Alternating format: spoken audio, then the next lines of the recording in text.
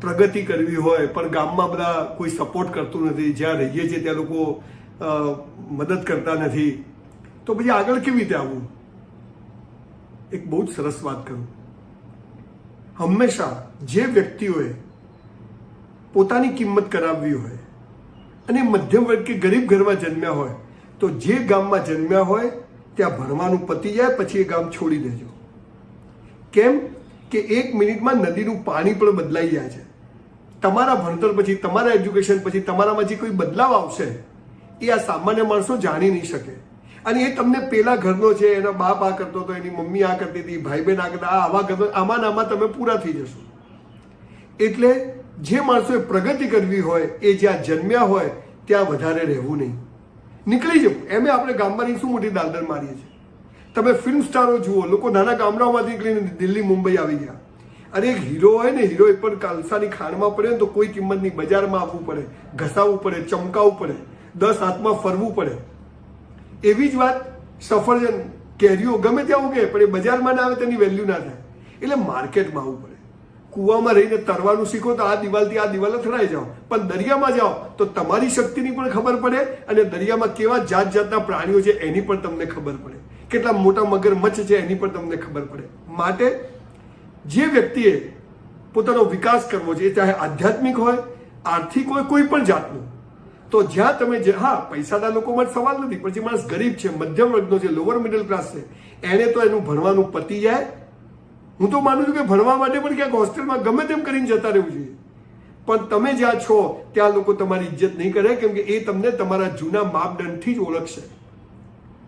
તમારા મા બાપે કરેલી નાનામાં નાની ભૂલો માટે તમને આખી જિંદગી ગાળો બોલશે. તમે પ્રગતિ કરશો તો એ તમારી પ્રગતિ જોઈ નહીં શકે. નવી દુનિયા, નવા લોકો તમે જુઓ, નાના નાના ગામડામાંથી જૈનો, પટેલો અમેરિકા જતા રહ્યા, ગમે તેમ કરી. કઈ દે એમની પાસે પૈસા નહોતા પણ એ જતા રહ્યા. આજે 99.99% લોકો એમાંથી આર્થિક રીતે તો સુખી થયા, કેમ કે એ જ્યાં હતા એ છોડીને એક નવી દુનિયામાં ગયા. આપણે ઈશ્વરના ત્યાંથી જે લેણદેણ હતા એ મા બાપ ત્યાંથી આપણો જન્મ થયો, જે ગામમાં થયો, જે પરિવારમાં થયો, યોગ્ય થયો. પણ હવે આ આખી દુનિયા આપણી છે. The hall world is a global village. લોકોની માનસિકતા એવી થઈ ગઈ છે કે તમને શાંતિથી જીવવા નહીં દે, તમને પ્રગતિ નહીં કરવા દે, એ પણ નહીં કરે. એ પણ 20 વર્ષથી સ્કૂટરના ટાયર નહીં બદલાયો, સીટ નહીં બદલાઈ હોય તો એ તમારી ચર્ચાઓ કરશે. માટે જે યુવાનોને, જે યુવતીઓને, જે ભાઈઓ બહેનોને પ્રગતિ કરવી છે, મધ્યમ વર્ગમાં જન્મ્યા છે, એ લોકોને વિનંતી કરું છું કે તમે જે ગામમાં જન્મ્યા છો એ ગામમાં લાંબો ટાઈમ રહેશો નહીં, નીકળી પડો. 18 પક્ષીઓ કેવા ઉડી જાય છે, ગમે ત્યાં જતા રહે છે, એમ નીકળી પડો.